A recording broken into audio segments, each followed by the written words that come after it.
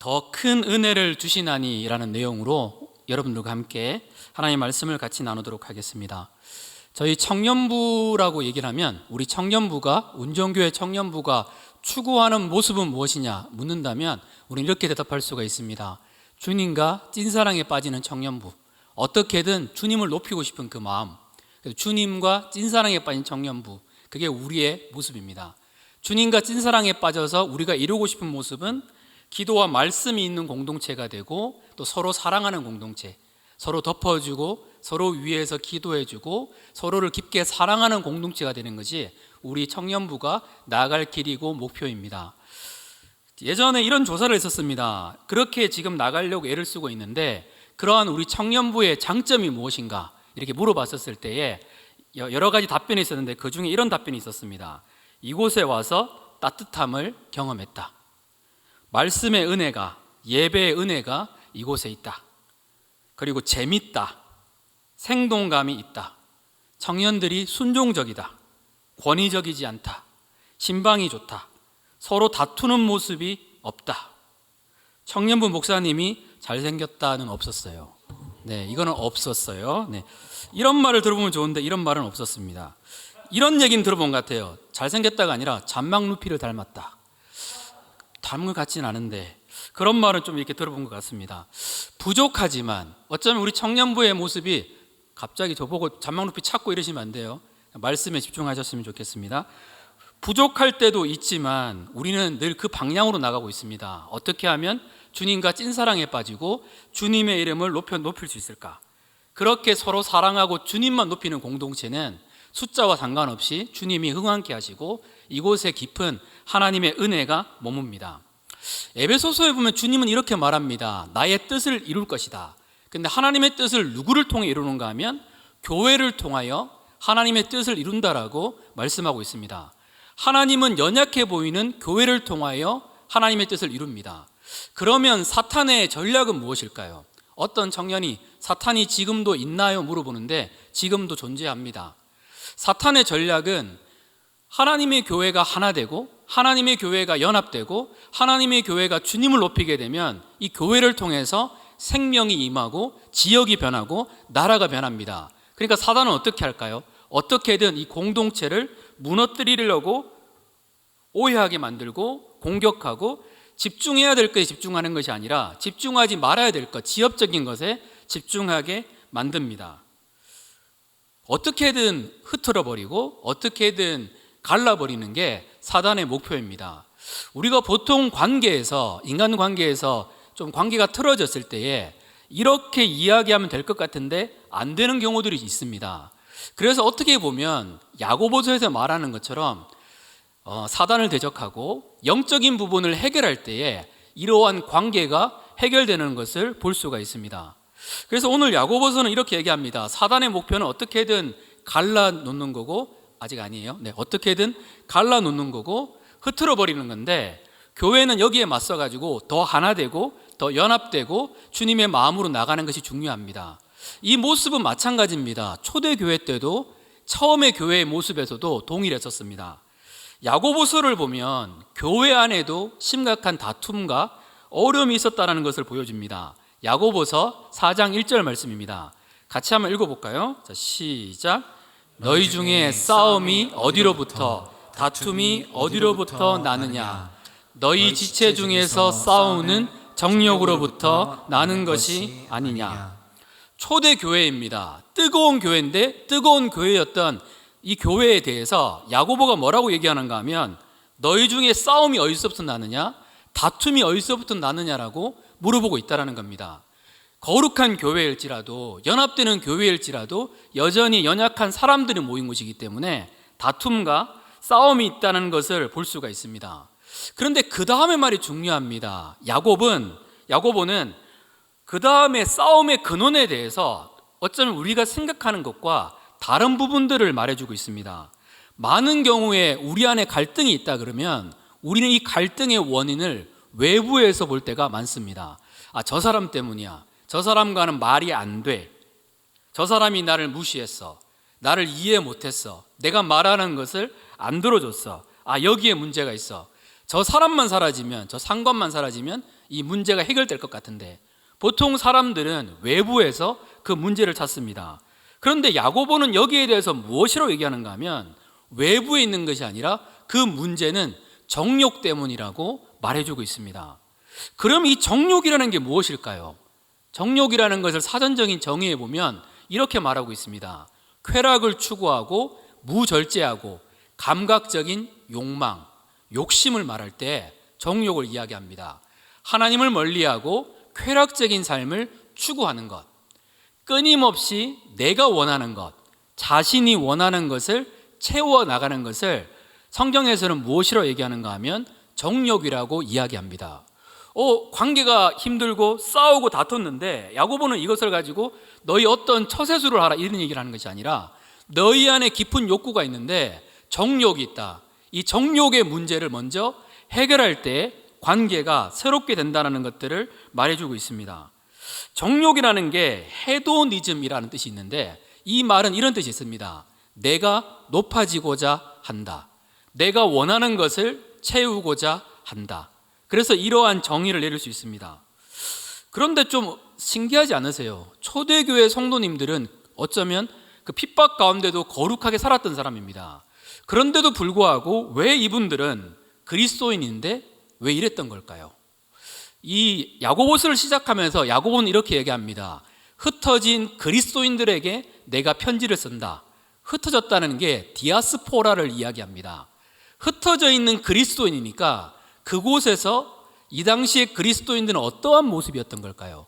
주류 집단이 아니라 비주류 집단이었습니다. 이 비주류 집단은 주류 사회로부터 소외, 배척, 불이익, 궁핍을 당합니다.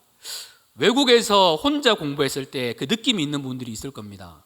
혼자 한국인으로서 혼자 있을 때 그 외로웠던 거, 어쩌면 인종차별 당했었던 그러한 모습들, 비주류이기 때문에 내가 좀 더 나아지고 싶다, 내가 좀 이것만 있으면 될 것 같아, 이러한 생각들이 많았던 게 야고보 시대의 모습이었습니다. 그래서 야고보는 이것을 이해하기 위해서 예화를 하나 듭니다.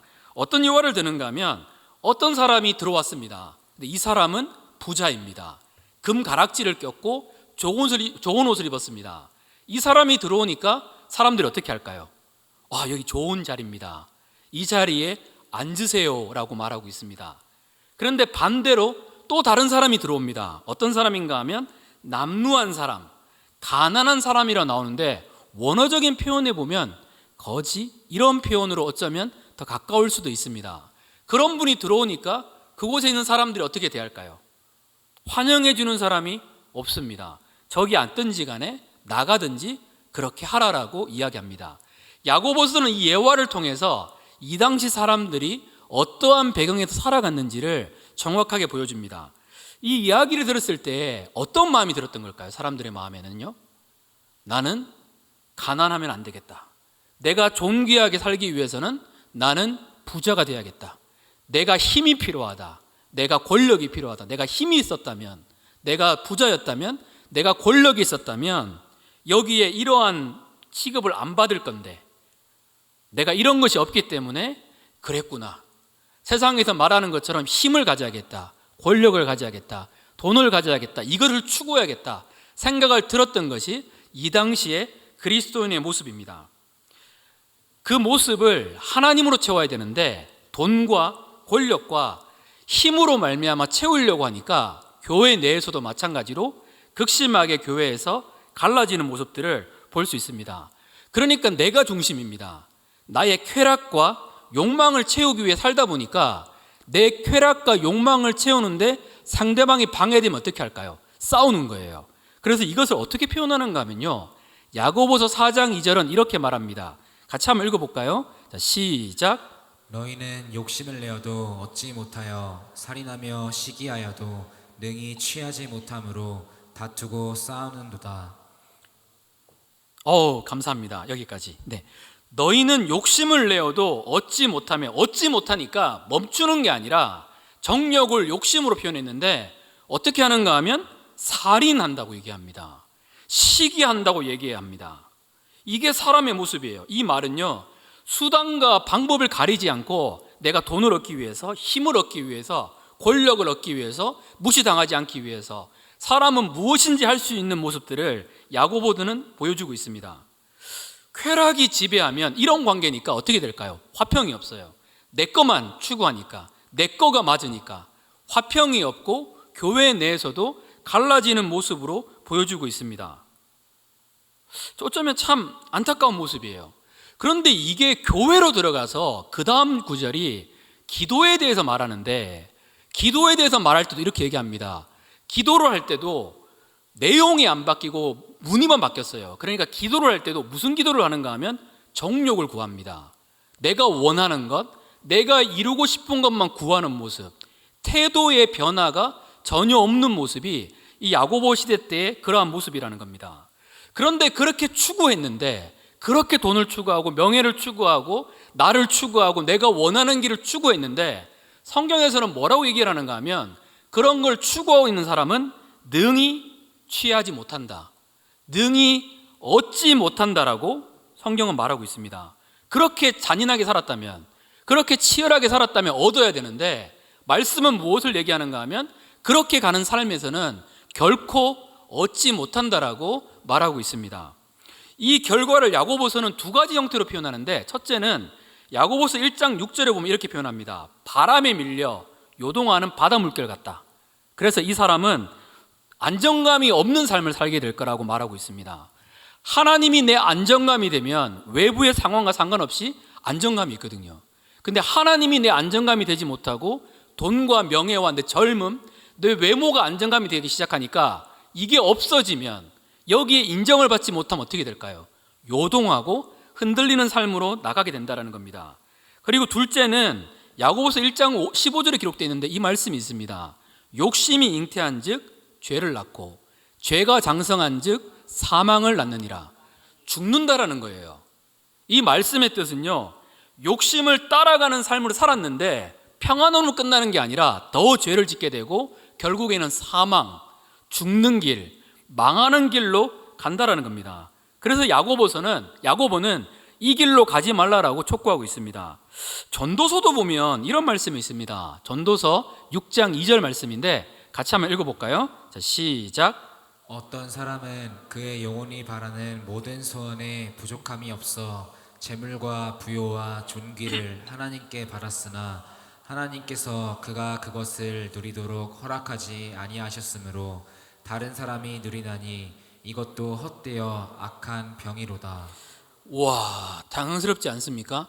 재물과 부요도 받았어요. 존귀함도 받았는데 그 길로 걸으니까, 하나님이 기뻐하지 않는 세상의 길로 걸으니까, 다른 사람을 탐욕하고 뺏는 길로 걸으니까 하나님이 뭐라고 얘기하시는가 하면 누리도록 허락하지 아니했다라고 말하고 있습니다.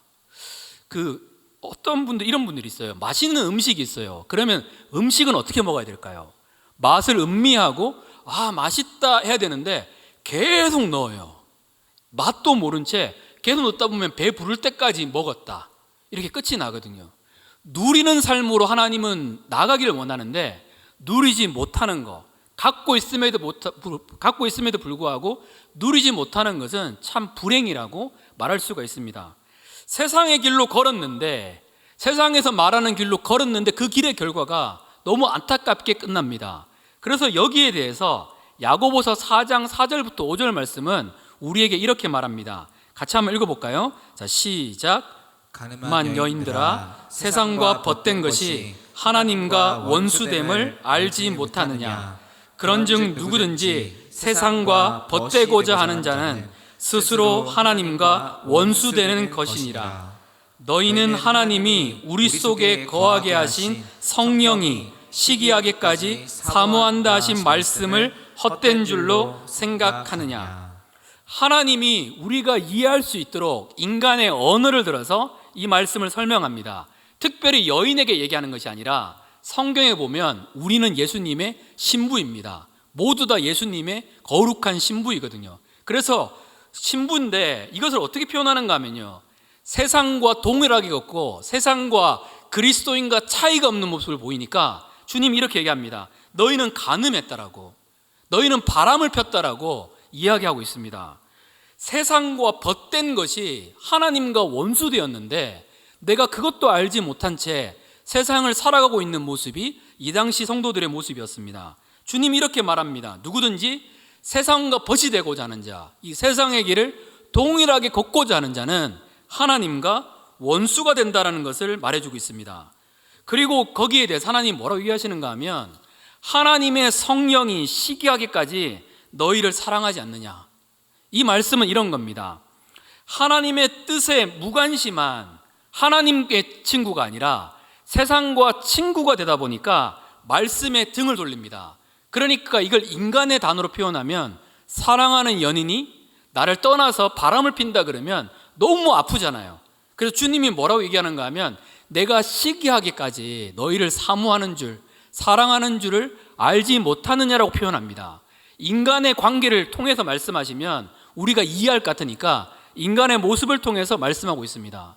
주님은 그리스도인의 모습이 세상과 동일한 모습으로 사는 것을 기뻐하지 않으십니다. 그래서 우리에게 지속적으로 기회를 주십니다. 그러면 우리는 어떻게 해야 될까요? 그러면 우리는 어떻게 나가야 되는 걸까요? 세상과 벗이 되지 않고 하나님과 친구가 되는 길은 어떤 길일까요?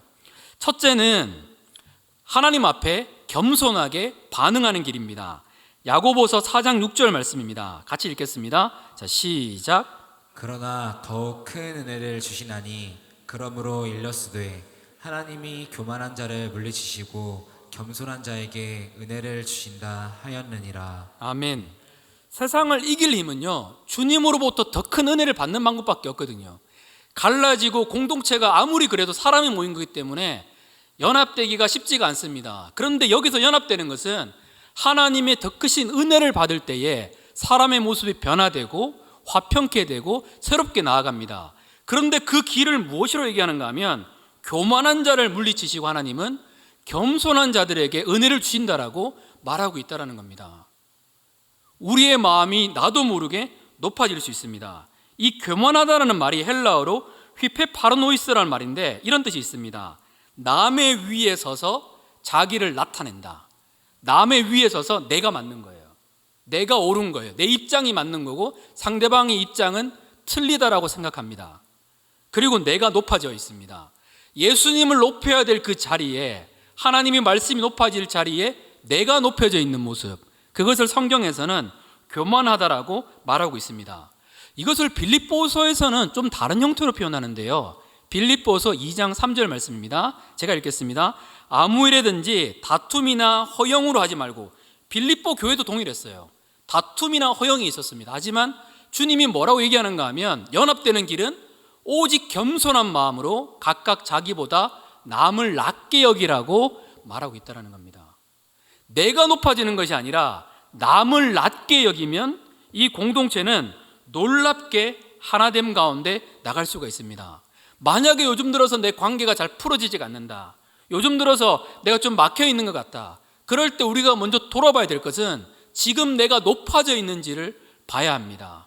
그리고 여기서 낮아져야 합니다. 하나님, 내가 나도 모르게 내가 높아졌습니다. 나를 드러내기를 원합니다. 내 말이 맞다고 생각합니다. 하나님, 어쩌면 나도 모르게 내 말만, 어쩌면 내 주장만 맞다고 생각하는 삶을 살아갈 수 있습니다. 하나님, 나를 용서해 주십시오. 하나님, 내가 겸손해지기 원합니다. 하나님 말씀하시는 것에 순종하기 원합니다. 하나님, 저는 모든 것을 파악하지 못하는 피조물입니다. 전체를 보지 못합니다. 하나님 도와주십시오. 낮아질 때에 공동체는 놀랍게 하나되가 되고 우리도 마찬가지로 겸손한 자에게 은혜를 부어주시는 하나님을 발견하게 됩니다. 그리고 이것을 뭐라고 얘기하시는가 하면요, 야고보서 4장 10절 말씀입니다. 안 했나? 야고보 4장 10절? 안 했는가? 네, 됐습니다. 같이 읽겠습니다. 자, 시작. 주 앞에서 낮추라. 그리하면 주께서 너희를 높이시리라. 아멘. 낮췄는데 높아지는 거예요. 이게 역설입니다. 복음에서 말하는 역설입니다. 내가 높아지려고 하잖아요. 나를 드러내려고 하고 내가 인정을 받으려고 그러면 인정 못 받습니다. 내가 드러나지 않습니다. 그런데 낮아질 때에, 겸손해질 때에 하나님의 은혜를 부어주셔서 하나님이 높여주십니다. 인위적으로 높아지는 길을 가면 다 망합니다. 인위적으로 리더가 되고 인위적으로 높아지는 과정을 거쳐서 리더가, 이렇게 되면 갑자기 된 리더는 망할 수밖에 없습니다. 처음부터 한 단계 한 단계 밟고 난 다음에 설 때에 하나님이 부어주시는 놀라운 은혜를 경험합니다. 역설입니다. 낮아지면 하나님이 높아주십니다. 예수전도단이라는 단체를 만들었던, 유스 위드어 미션을 만들었던 로렌 커닝햄이라는 분이 계십니다. 근데 이분이 이런 이야기를 하신 적이 있었어요. 친한 목사님이 어느 날 로렌 커닝햄 목사님을 모시고 운전을 할 기회가 있었습니다. 운전을 하는데 로렌 커닝햄 목사님이 뒤에 탔어요. 그때 이분이 오랫동안 기도하면서 가지고 있었던 질문이 있었습니다. 그래서 이분한테, 그래도 하나님의 사람이라고 말하는 이분한테 질문하고 싶어서 준비하고 운전을 했습니다. 그럼 이렇게 물어봤습니다. 목사님, 제가 한 가지 질문을 좀 해도 될까요? 그러니까 go ahead, 얼마든지 하라고 이야기했습니다. 그때 이분이 이렇게 얘기했었습니다. 목사님, 하나님이 저를 부르신다는 마음이 드는데 저는 저를 봐도 너무나 연약하고 부족합니다. 제가 이렇게 연약하고 부족한데 하나님이 부르신 이 부르심의 길을 따라갈 수 있을까요? 저는 그냥 엑스트라가 됐으면 좋겠습니다. 이렇게 얘기하니까 로렌 커닝햄 목사님이 웃으시면서 그 얘기를 잠깐 듣다가 웃으시면서 이렇게 얘기합니다. 형제님, 하나님에게 문제가 되는 것은 연약함이 아닙니다. 하나님에게 문제가 되는 것은 교만함입니다. 그게 이분을 팍 쳤어요. 그리고 그때부터 이분의 삶은요, 정말로 고민합니다. 낮아지려고 고민하고 겸손해지려고 노력하고 내가 높아지는 게 아니라 예수님을 높아지는 길로 계속 나가고 있습니다. 이분을 통해서 놀라운 하나님의 역사들이 지금도 이루어집니다. 우리도 마찬가지입니다. 하나님이 교만한 자를 대적하십니다. 옛날 성경에는 대적한다고 나와 있어요. 내가 그런 사람 되면 안 되잖아요. 그래서 내 안에 지속적으로 겸손함으로 싸우는 게 중요합니다. 하나님, 내게 말씀해 주십시오. 하나님, 내가 높아지지 않도록 도와주십시오. 이거는 우리의 싸움입니다. 둘째는 무엇일까요? 이렇게 이야기합니다. 하나님께 복종하라. 야고보서 4장 7절 말씀입니다. 같이 읽겠습니다. 자, 시작. 그런즉 너희는 하나님께 복종할지어다. 마귀를 대적하라. 그리하면 너희를 피하리라. 아멘. 복종하다, 순종하다, 이 두 단어의 차이를 구별하기가 쉽지는 않지만 어떤 해석에 보면 이렇게 나와 있습니다. 순종하는 것은 그래도 할 수 있는 거, 원하는 거, 이렇게 이야기하고, 복종한다라는 것은 하기 싫은데 복종하는 거, 그것을 이야기합니다. 하나님이 정말로 원하는 공동체는 따뜻한 공동체입니다. 근데 공동체가 만약에 싸웠어요, 서로 갈등이 있어요. 그럼 주님이 뭘 원하실까요? 서로 화해하라. 주님 말씀하시는 거거든요. 그런데 그 화해로 가는 길이 편한 사람이 어디 있을까요? 잘못했습니다. 용서해 주세요. 이게 편한 사람이 어디 있을까요? 그러니까 복종하는 길이라는 거예요. 하나님께 나가는 길이 어쩌면 복종하는 길이라고 말씀하고 있습니다. 하나님 말씀에 순종하는 이 길, 이 길로 나가면 공동체는 놀랍게 하나 됩니다. 어떻게 야고보의 공동체가 견고하게 됐을까? 하나님의 백성들이 서로 하나님의 말씀에 복종하기 시작했습니다. 세상의 길을 그동안 따랐는데, 마귀의 길을 따랐는데, 세상의 길을 따르는 것이 마귀의 길이라고 생각하지 않았는데, 세상과 하나님과 반반씩 사는 길이 중도라고 생각했는데 그게 아니라 알고 보니까 마귀의 길을 따랐다고 성도들이 깨닫습니다. 주님이 뭐라고 얘기하는가 하면 마귀를 대적하라고, 싸우라라고 말씀하고 있습니다. 세상이 죄악으로 타락됐기 때문에 우리가 싸우지 않으면, 마귀랑 싸우지 않으면, 나를 죽이지 않으면 하나님의 공동체의 길을 걸을 수가 없습니다. 예전에 한 청년이 이렇게 얘기합니다. 막 여기도 소문이 있고 저기도 소문이 있고 여기도 소문이 있고 막 되다가 이 형제를 다가오면 모든 소문이 멈춰져요. 이분은 그 소문을 들었을 때 그걸 굉장히 지혜롭게 해결하거든요. 이분 가면 별명이 해결사예요. 그분 가면 해결한다는 거거든요. 하나님이 원하시는 공동체의 모습은 서로 화해하고 서로 사랑하고 서로를 위해 기도해 주는 모습입니다. 그래서 주님은 하나님 앞에 복종하라고, 마귀를 대적하는 길을 걸으라고 말씀하고 있습니다. 사단은 지금도, 아담과 하와를 유혹했던 사단은 지금도 끊임없이 우리를 유혹합니다. 흩어버려. 하나님 원하시는 꿈이 공동체 연합이니까 어떻게든 분리시켜버려. 어떻게든 그렇게 해버려. 끊임없이 공격합니다.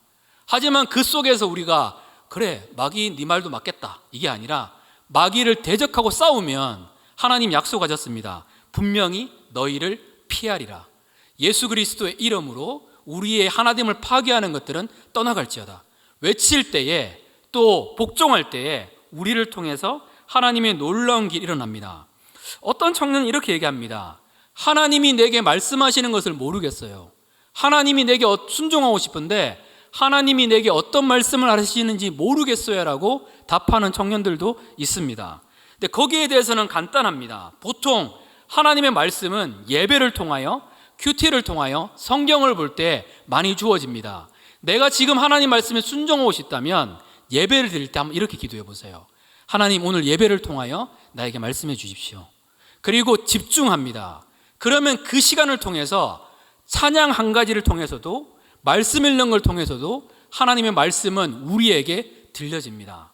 우리에게 순종하고 싶은 마음이 없을 때 잘 안 들리는 거지, 정말로 순종하고 싶은 마음이 먼저 들면 하나님은 어떠한 방법을 통해서도 우리에게 말씀해 주고 있습니다. 저희 청년들은 월요일부터 금요일까지 큐티를 올립니다. 그래서 큐티가 올라가면 큐티 보시고 일십 이런 거 하지 마시고, 큐티 보시고 속독으로 읽지 마시고 하나씩 하나씩 읽어보시고, 아, 여기 이런 말씀이 있구나. 그 말씀을 목마름 가운데 받아들일 때 이 말씀을 통해서 하나님은 놀랍도록 역사하여 주십니다. 앞으로는 이 큐티의 방향을 지금 이제 임원들과 가족장들이 열심히 큐티를 했거든요. 그래서 월요일마다 여러분이 올려주셨어요. 앞으로는 원하는 사람, 아, 나 큐티 한번 올려보고 싶다 원하는 사람은 저한테 카톡을 보내주세요. 그러면 제가 명단을 내서 그렇게 올릴 때 같이 올릴 수 있도록 그렇게 도와드릴게요. 큐티 하는 것이 습관이 되기 시작하면 놀랍습니다. 어떤 본문으로 해도 되니까 내가 한번 큐티 한 것 청년들에게 나누고 싶다 이런 분이 있으면 저한테 올려주세요. 그럼 제가 그걸 이렇게 할게요. 월요일부터 올라가는 큐티를 통해서도 주님은 충분하게 말씀할 수 있습니다. 우리 마음속에서 하나님께 복종하고 사단과 싸우는 은혜가 임하기를 축복합니다. 마지막 세 번째는 무엇일까요? 하나님을 가까이 하라라고 말씀하고 있습니다. 야고보서 4장 8절 말씀입니다. 같이 읽겠습니다. 자, 시작. 하나님을 가까이 하라. 그리하면 너희를 가까이 하시리라. 죄인들아, 손을 깨끗이 하라. 두 마음을 품은 자들아, 마음을 성결하게 하라. 아멘.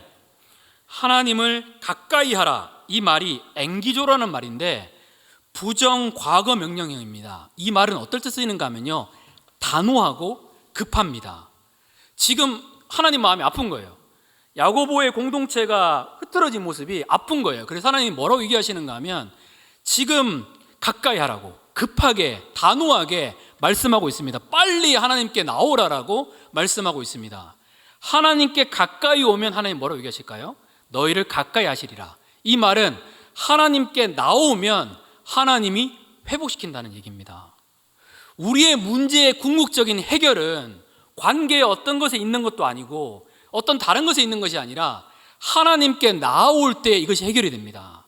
그리고 그 정욕을 버릴 때에, 그 욕심을 버릴 때에, 내가 높아진 마음을 버릴 때에 공동체는 놀랍게 하나 되고 우리의 삶 가운데 은혜가 넘칩니다. 그래서 주님은 하나님을 가까이 하라고, 하나님께 가까이 나오라라고 우리에게 말씀하고 있습니다.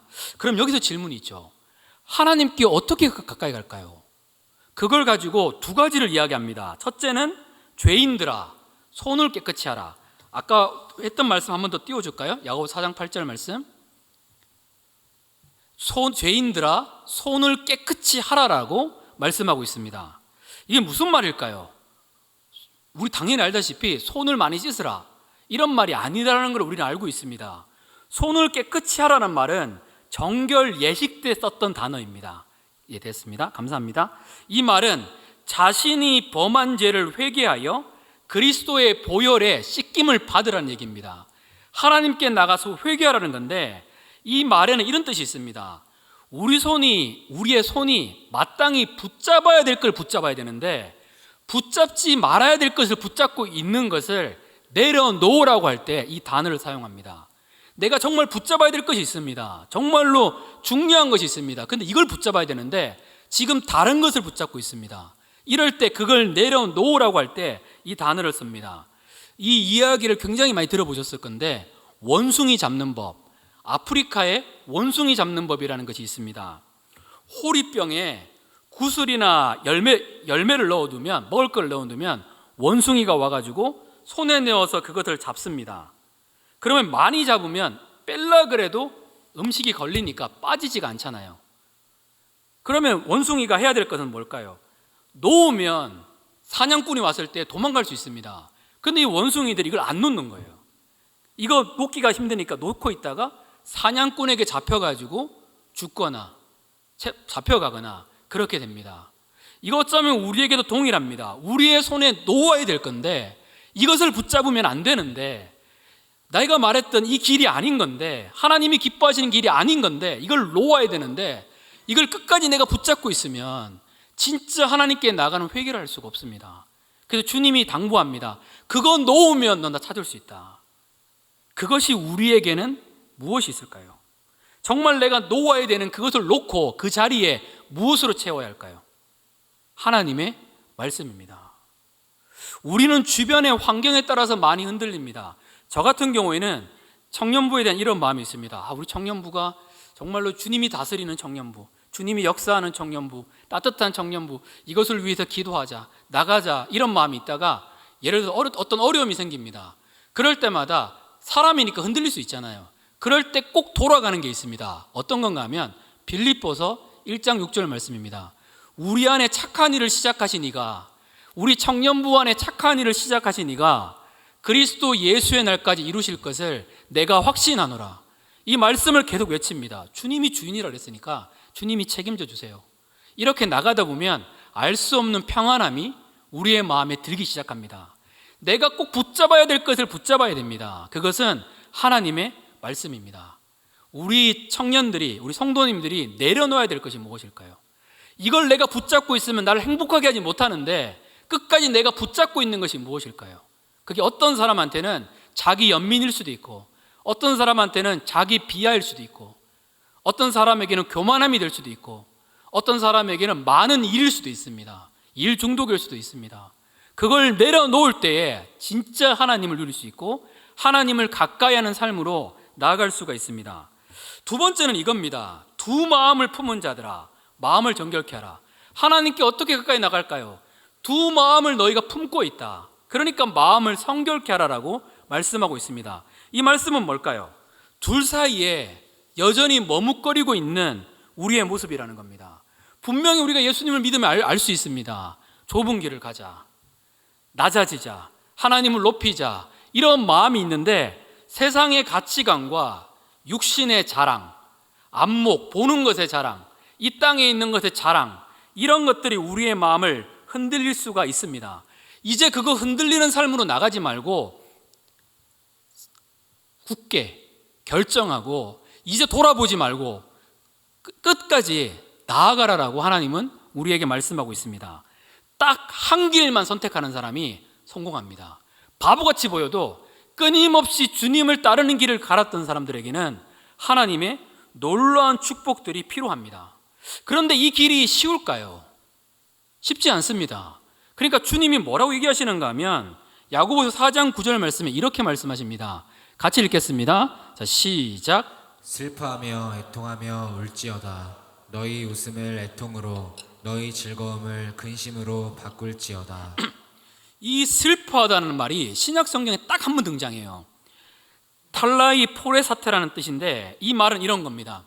죄악된 자신의 모습을 한탄하면서 가슴을 치고 하나님께 회개할 때 이 단어를 써요. 지금 내 마음속에 회개할 때라고 하나님의 말씀은 우리에게 말해주고 있는 거예요. 근데 이 단어가 재밌지 않아요? 슬퍼하며 애통하며 울지어다 나왔는데 그 다음에 단어가 웃음을 애통으로, 즐거움을 근심으로 바꾸래요. 이 말이 무슨 뜻일까요? 여기서 웃음과 즐거움이라는 것은 죄를 지으면서도 아무런 찔림 없이 계속해서 죄의 쾌락을 탐닉하는 것을 말할 때 이 단어를 씁니다. 어느덧 죄를 지었으면 옛날에는 정말 잘못했구나 이랬는데 익숙해지기 시작해요. 그럼 누구나 다 지을 수 있지, 누구나 다 이렇게 범할 수 있지. 그래서 죄를 지어서 울어야 될 때 웃고 있다는 거예요. 지금 한 죄에 대해서 너무 가볍게 생각해요. 하나님, 이거 정말로 큰 죄인데, 하나님, 내가 높아진 게 정말 큰 죄인데, 내가 이러한 죄를 지은 게 큰 죄인데 누구나 다 그럴 수 있지, 이렇게 생각할 수 있다는 겁니다. 저도 마찬가지고요. 우리의 마음을 지키는 길은 잠언서에 보면 딱 세 가지를 얘기합니다. 보고 듣고 말하는 것 지켜라. 보는 것 조심하고 듣는 것 조심하고 말하는 것만 조심해도 너의 마음을 지킬 수 있다, 이렇게 얘기하거든요. 근데 우리가 만약에 우리의 말을 통해서 누군가가 상처를 받고 우리의 말을 통해서 공동체가 아파졌어요, 공동체가 힘들어졌어요. 그럼 어떻게 해야 될까요? 저도 마찬가지고, 그랬다면 울면서 회개해야 되는데, 어쩌면 내가 낫다, 내가 맞다는 걸 증명하기 위해서 도리어 더 세력을 만들고 더 편을 만들고 이러면 하나님의 마음이 아픈 거예요. 근데 급하게 주님이 하나님을 가까이 하라, 그리하면 너희를 가까이 하시리라고 우리에게 말씀해주고 있다는 겁니다. 보고 듣고 말하는 것, 우리 사랑하는 청년들, 성도님들의 마음 어떨까요? 내가 보고 듣고 말하는 것 아름다우신가요? 저 이 말씀 준비하다가 회개가 되더라고요. 하나님, 요즘 내가 보고 듣고 말하는 것이 아름답지가 않습니다. 하나님, 용서해 달라고. 이렇게 마음속에 회개가 되더라고요. 돌이켜야 되는데 하나님, 나부터 먼저 돌이키게 해달라고, 나부터 먼저 겸손하게 해달라고 말씀을 준비하면서 그렇게 기도했습니다. 우리 사랑하는 청년들에게는 어떨까요? 우리 이 시간 한번 같이 한번 기도했으면 좋겠습니다.